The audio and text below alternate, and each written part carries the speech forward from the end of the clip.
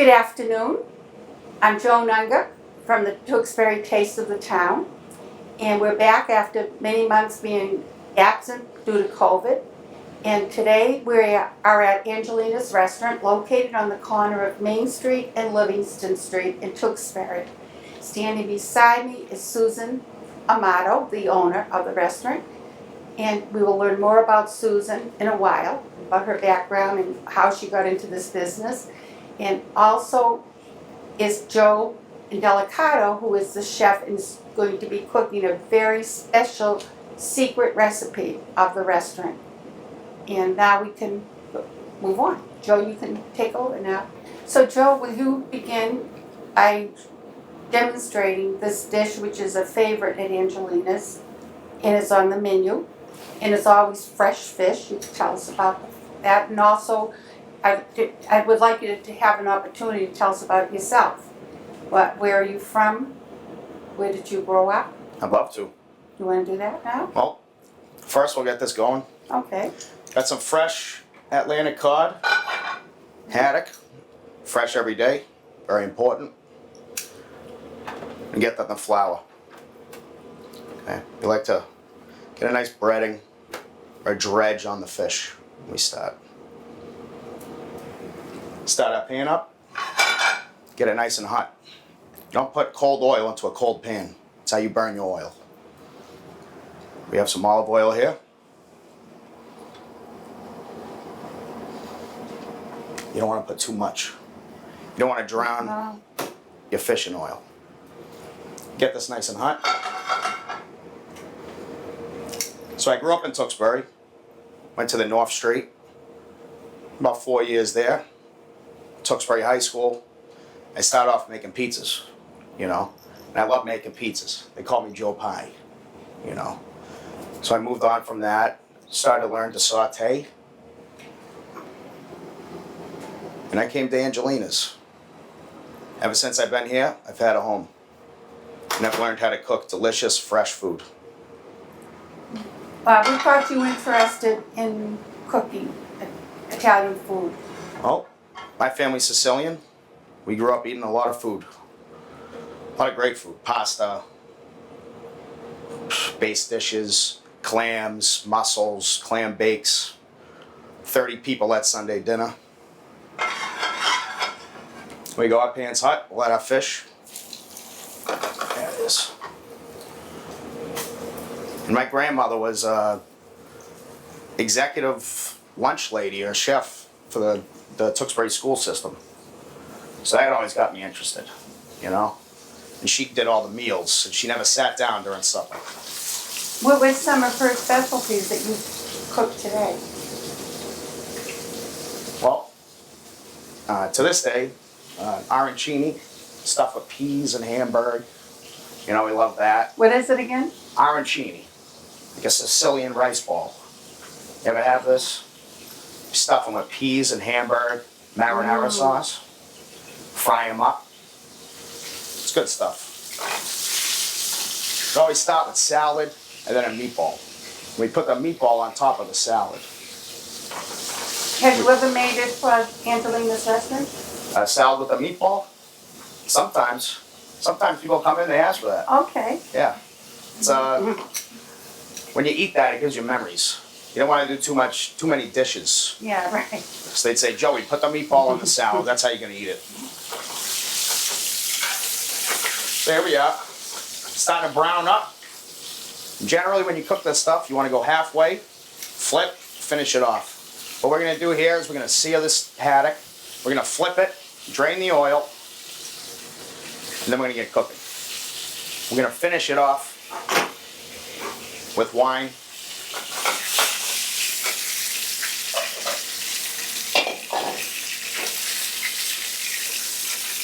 So now you can see here, it's starting to get that color, but don't look at it too much.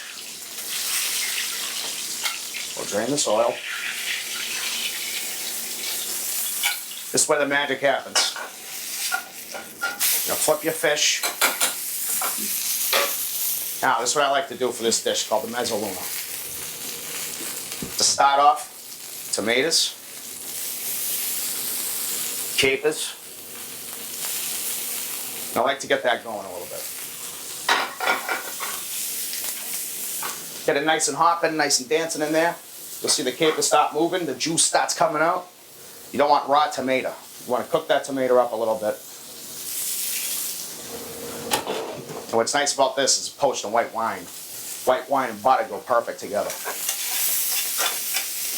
So here you see, your cod's not sticking, your haddock's not sticking. Perfect. Now that's getting hot and jumping in there, hit it with some wine. White wine, Joan. Okay. You like wine, don't you? I love wine. Yes, I do, as a matter of fact. Good. So now we're here, a little chicken stock. Joe, what if somebody needs gluten-free? Can you do this dish with gluten-free yeah. flour? We get a lot of people that come in here gluten-free, whether if it's a preference or an allergy. Yeah, and you can, You know. they Well, just I let do it you without know when you do, oh, you do it without, okay. Yeah. Okay. So if they come, you just pan fry it with the olive oil, you know. And most of our dishes can be made gluten-free. We have a nice gluten-free pasta. We have, A lot of options, a lot have of options. gluten-free options, yeah. we don't like to say no to people, but sometimes you have to. Well, they I don't can't know. eat, they can't eat, yeah. Well, now you see this is hopping, skipping. It's gonna start reducing. It's gonna put in some butter. You like butter, Joan? Love it. Can't you tell? Yes. Love it.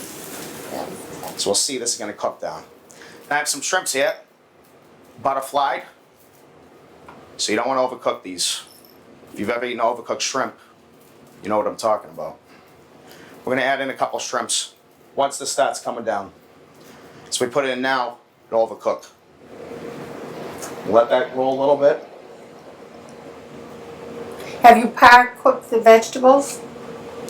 Right, so in a restaurant business, you want to get things moving quickly. And especially for television. We have these pre-cooked vegetables. How'd you cook them? So we roast off these potatoes with Okay. olive oil, garlic, onion, shallot.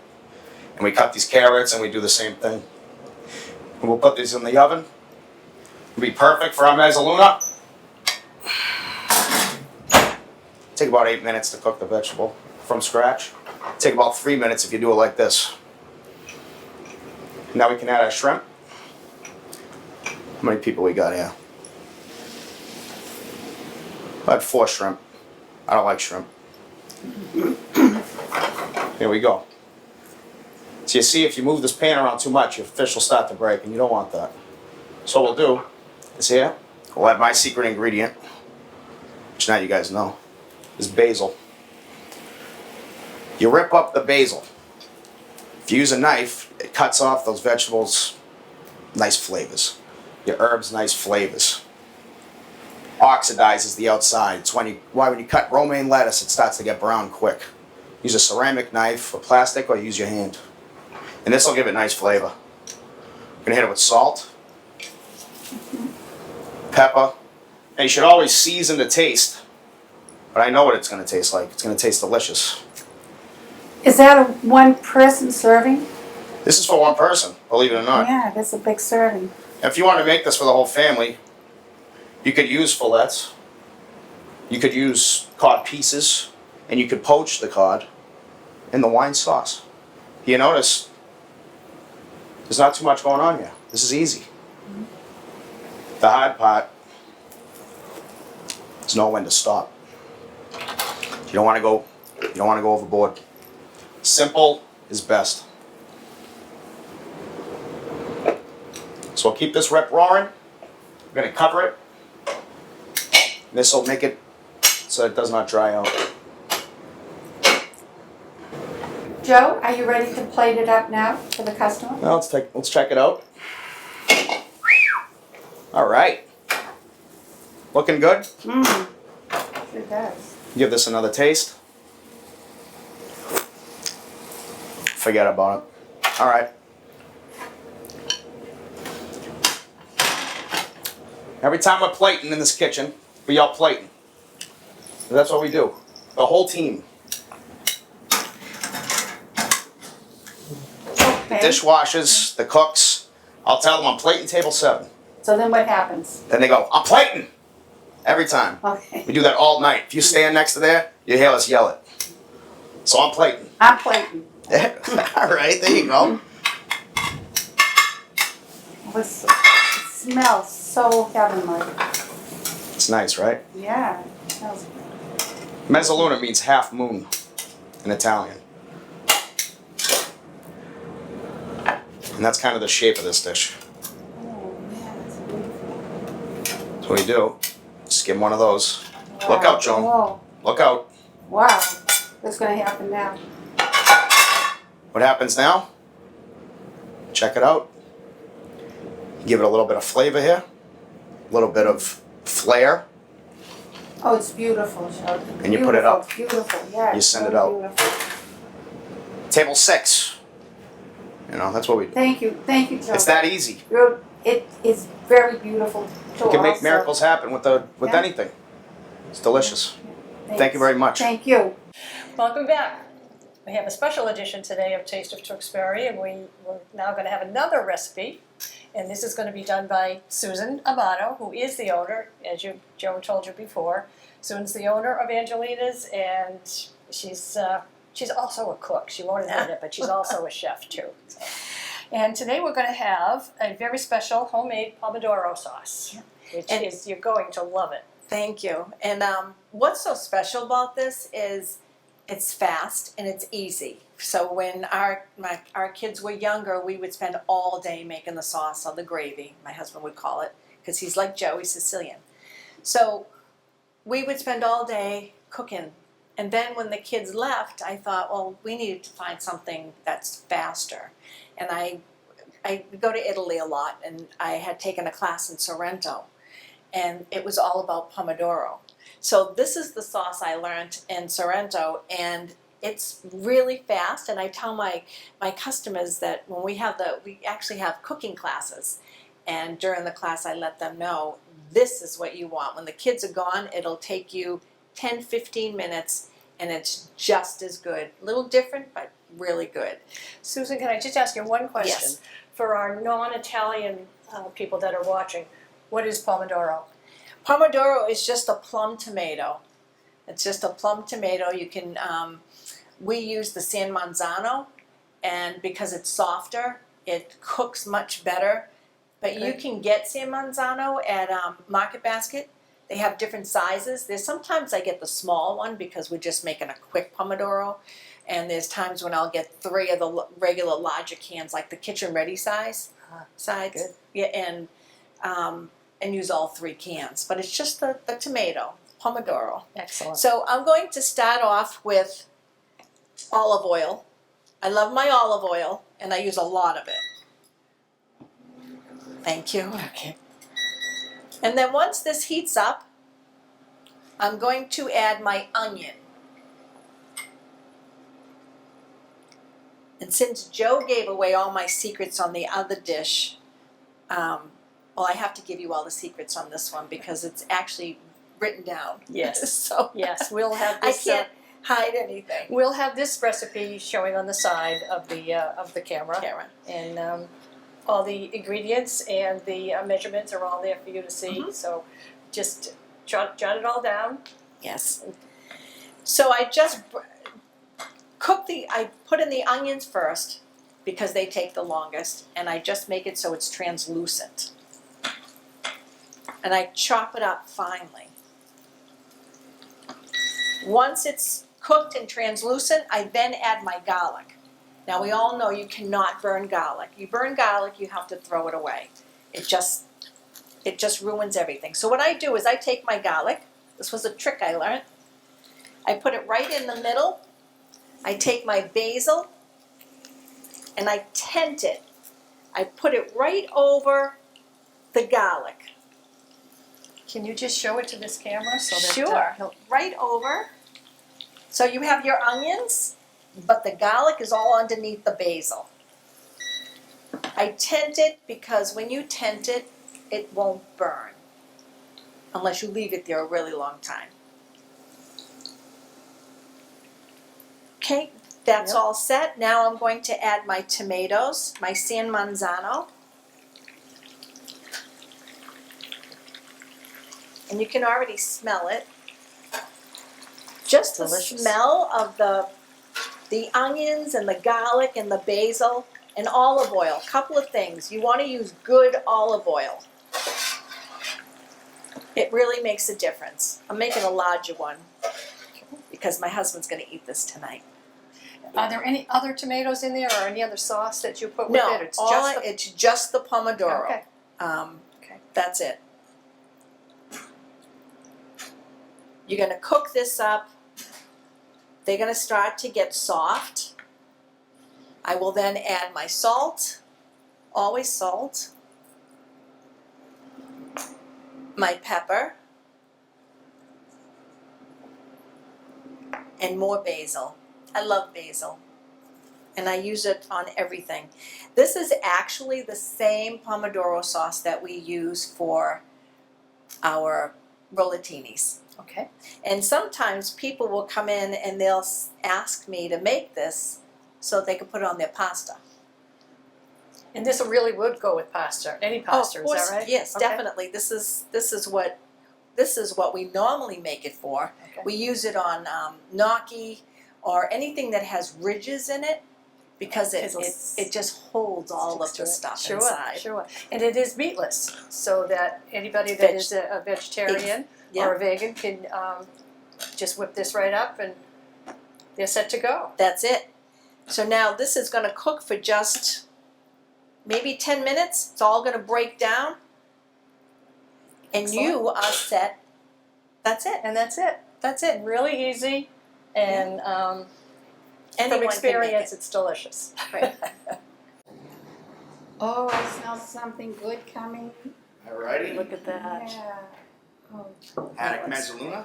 Whoa. wow, that is There you go. beautiful. That looks And wonderful, the Joe. presentation is beautiful. Also. Looks very nice. We love basil. Yes, And we I'm can gonna get this put it to- anytime on the menu, right? Anytime, Anytime? any day. Oopsie daisy. Wow. Takeout. Look at how pretty that is. It doesn't look as good in the takeout box. No.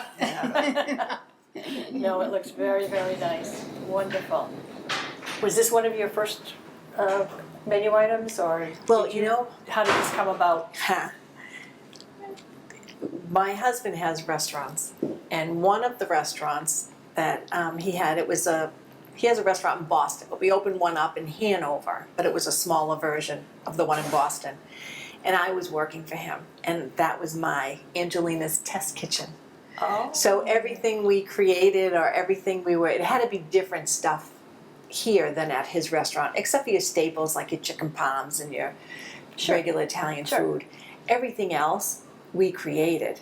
And this is one of the dishes we created at his restaurant, which was how my test kitchen. Well, that brings up the question, how did you decide to open your own restaurant? Well, I live in Tewksbury, and I worked for my husband in Hanover, and I was managing his restaurant in North Attleboro. And every day I would drive by and I saw the place was empty. And I had said to him, I think I can open my own restaurant. And he said, no, we're going to retire. Like, we were taking sailing lessons, we were supposed to retire. And I said, no, I really think I can do it. And he said, it has to be an offer you can't refuse. And it was. And I opened up. And that's how I got this place. Wow. I'm glad you did that. Me too. That's awesome. And how long have you been having such an interest in cooking? Oh, I grew up with my grandparents. So my grandfather lived with us until he passed, and I was older. But growing up in an Italian family, everybody cooks. There's food cooking constantly, early in the morning, and I always cooked. We always cooked. We always had Sunday dinners, big Sunday dinners with all the cousins, and it was such a big part of our life. And when you have the dinner, because my stepfather was Italian from Sicily, his family was, you sit at the table 3 or more hours. They start with the soup. Yes. And the salad, and then the turkey, and then the pasta. I know, we did. We used to drive. We have a huge family, and we were really, really close. And we used to drive all the way to Watertown every single Sunday, and when we get there, there'd be like 50 people. You had your Uncle Nick, we had the rabbits, we had the grapevines, they were all Auntie Angie, and everybody was cooking pasta and soups. I grew up with that, Sure. and it was such a great memory. I love it. I That's wish it good. was still the I same. do too. Yep, yep, I miss it. good. And let's see, some things I wanted to ask you. What are the challenges of having your own restaurant? Oh, God. I have to say the biggest challenge is staffing. Staffing's the biggest challenge. I've been really fortunate. I'm going to say probably for the last 4 years. I thank God every day. I've got great staff. I have a lot of staff, thank God. But staffing is always the biggest challenge. Just trying to keep everybody happy, and to make sure that you're giving them the life that they need to support their family.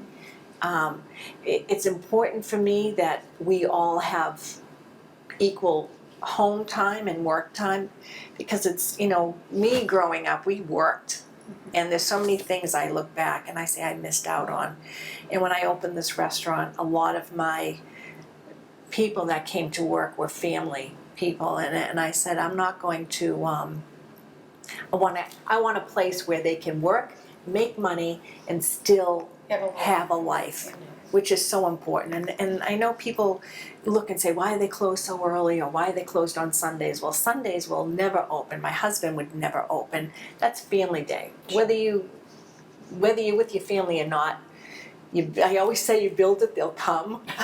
So every Sunday we're still cooking. But staff is the most important thing. How did you deal with the challenges of COVID? What did you do to Oh my be able to goodness. survive? Just like everybody else in this town, we all just changed everything. My kitchen, I hardly ever did takeout. And when COVID hit, that whole kitchen changed into takeout. I lost half my staff. And whether it was so new, people were afraid. They didn't Right, know. that's true. They didn't know what was going to happen. Right. So I had there was like 4 of us. And we worked, I opened 7 days a week, and it was all takeout. I had 2 drivers, and we introduced the family dinners, which we never had before. That's right.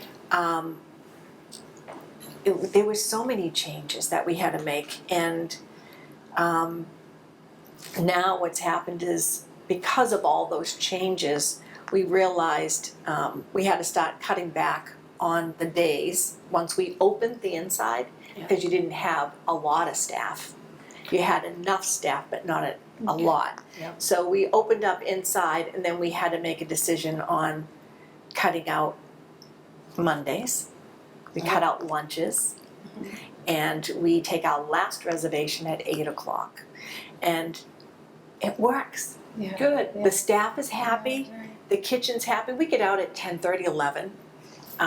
We're really busy during those 3 to Yeah. 8. Yeah, that's what I was gonna say, If you said this to me 3 years ago, I would say there's no way I'm stopping lunch. There's no way I'm, not doing, like closing early. Well, But 3 o'clock is even a good time for a late lunch. it is, Good time. and we get busy. Yeah. It's working. good, Yes. And- good, glad to hear that. I was so impressed with your outside dining and coming here, and the way you didn't just put those barriers up, but you had beautiful flowers. It was beautiful. You had Frank Sinatra singing. I just felt like I was in a little town in Italy instead of Well, Tewksbury. It was so beautiful. Thank you. the way did that. When I opened even my husband's restaurants, I always wanted outdoor dining, because that's what we do in Italy. Yeah. I don't care if you're Yeah. just a little store and you have That's 2 right, tables. yeah. Everyone has outdoor dining. Yeah. And I actually, when I did it, I didn't do it as temporary. I did it permanent. And I thank God, because now I have it all the time. Yeah. It's built into Good. my liquor license. Yeah. Yes. Yeah. Yeah. So that was a big change for us too. It was. And do you have any plans for the future for yourself or the restaurant? No, I guess I don't. I think keeping the quality the way it is, keeping my staff happy, keeping me happy. No, I wish I had a little more space, but I don't, and it's okay. I don't. We do cooking classes now as well, where once a month. How do we learn about those? It's on my website. Okay. And you can actually choose what type of cooking. Like we're doing a Christmas cookie one tomorrow night, and the following month I believe we have homemade manicotti that we're going to be doing, and then we're going to go back to the gnocchetti that you've been. Yes. And I even got my husband. He makes a really really good the pizza gainer for Easter, and he did a couple of classes a few years ago, and it What was. is that? It's this Italian pie, but it's filled with like really good cold cuts like supersada and mortadella and cheeses, and if you make like a pie crust, it is so good. Very good, yeah. Well, would you ever entertain doing items like that in gluten-free for people who maybe have well- food allergies? Actually, I had a woman write me because they want to do one of the pasta classes, and I told them that it's not a problem, just let me know in advance and I can show them how to make homemade pasta with the gluten-free. Okay. Yes. And gnocchi too? Yes. I'd be very interested in Oh, that. good. I'd be very interested in that. That's great. And what is your favorite food to cook? Oh God, it's all the heavy stuff. It's like just one big dish of pasta. I like rigatoni. I like it al dente with a lot of cheese. We at home we put a scoop of ricotta on it, Oh. and you just sort of you put the hot sauce over it. You just Oh, with fresh basil. Probably that. And I know in the past you've had trips to Italy and Yes. and they sound wonderful. Can you tell us a little bit about that? I know right now you're probably not planning, but maybe you are, Yes, and you can talk about it. Well, we hope to have one next year. We've done them in the past, and what we do is we go to this. It's in our part of Italy. It's in Abruzzi. My family's from this little village called Bolognano. It's actually where they Yep. make this wine, which is Zaccanini, Okay. the Zaccanini wine. And this wine also, right? Yep. Yes, yep, the ones with the little twig that comes from we have less than 300 people in our village, and Oh, wow. there's actually an old woman who sits on a high chair, and she makes all these. As it's going through, she's just doing Putting this, them onto the bottles. looping it on the bottle. Oh, wow. Yeah, she's looping it on. Anyway, we did a trip a few years ago. My sister does them all the time. She works directly with the culinary school in Abruzzi, and we thought it'd be a great idea for us to do one here, and we did it 3 years ago. That was one where I took 2 of my chefs, and it was a great trip. We go to this beautiful castle where you stay there, and your classes are there, and you cook. You learn to cook all these authentic meals. We had customers that joined the tour. There's only 24 people that are allowed on this tour, but any information on the next ones that we have, you would see it on Facebook or on the website. Okay, because I Yes. think I'd be very interested, and I think Donna would too. And you'd be a lot of fun. Yeah. It sounds it. It really sounds it. Yes. Have you? Is Joe in the kitchen? Is he? He's going to bring us pasta. He's going to bring us the pomodoro, Okay. and Yeah. he's going to bring us the The pomodoro that I had made. Okay. Oh, You know what? What? Speaking of that, here I am. Okay. Thank you, Oh, Joe. look It's at. pasta pomodoro with the fusilli. Oh, this And is the homemade fusilli. Is that right? It's fresh. Fresh. There's a Okay. difference. I don't make it here. Okay. The ones when we do the class, we make it here. Yes. But Yes. this one is fresh fusilli. Wow. And it's simple. You could do that in That looks 15 delicious. minutes. Look at that. that's beautiful. yes. See that? Great. Sit down, Joe. Sit down. I'll take a seat. Yes, please, Joe. I mean, after all, you had the mastermind behind this, so we gotta promote that. That's great. Well, gee, I really want to thank you both very much. This was entertaining, and it was educational, and I hope you enjoyed it too as much as I did and as much as Joan did. I can tell by the Yes, smile I on her do. face. She's No, I happy. appreciate it. I thank you ladies for doing this. Well, this It's is great great. for the town, and It everybody in the town will enjoy it and see in other restaurants as well. Yes, exactly.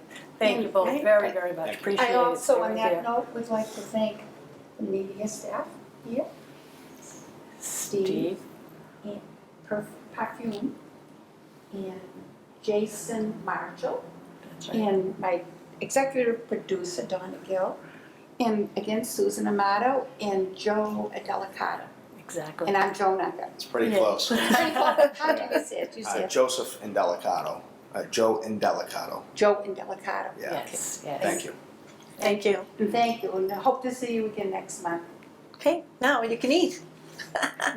Manja. Come on, Jeff.